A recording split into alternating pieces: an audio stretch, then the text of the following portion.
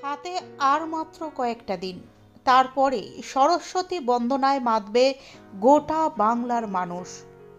কারণ বাংলার ছেলে মেয়েদের কাছে সরস্বতী পুজোর আনন্দটা কিছুটা অন্যরকম।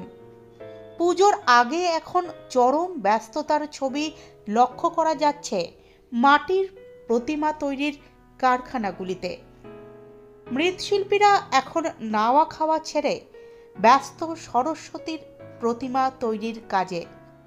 স্কুল কলেজ পাড়ার মোড় ক্লাব সব জায়গাতেই হয় সরস্বতী পুজো, আর তাই অর্ডারও আসছে অনেক বেশি। এখন সরস্বতী প্রতিমা বানিয়ে 2 পয়সা লাভের মুখ দেখতে চান মৃৎশিল্পীরা। পাল্লা দিয়ে জোর কদমে প্রতিমা তৈরির কাজ চলছে।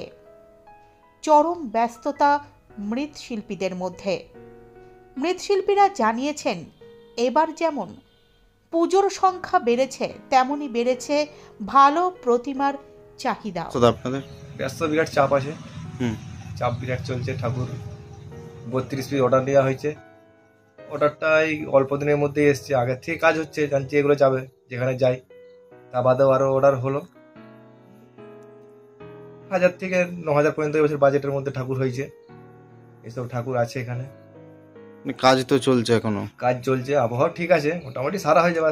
কয়েকটা 4টা দিন টাইম আছে, তার আগে হয়ে যাবে। কি কি কাজ এখনো বাকি আছে? 4-5টা দুমাটির কাজ বাকি আছে। বাকি যেগুলো ফিটিং আছে সেগুলো রঙও চলবে।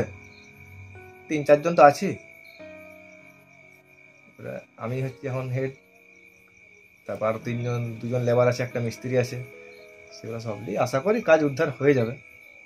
এখন তো না কাজ ছেড়ে হ্যাঁ, সে তো হচ্ছেই। রাত 11টা পর্যন্ত কাজ হচ্ছে। আর খাওয়া দাওয়া তো এখন ঠিক নাই। সমস্ত তো ভালোই চাপে আছে। অর্ডার নেওয়া হয়েছে মানে লোককে তো ছাড়তে হবে টাইমে। নাম? মাধব রানা, বাড়ি? রামবেড়িয়া।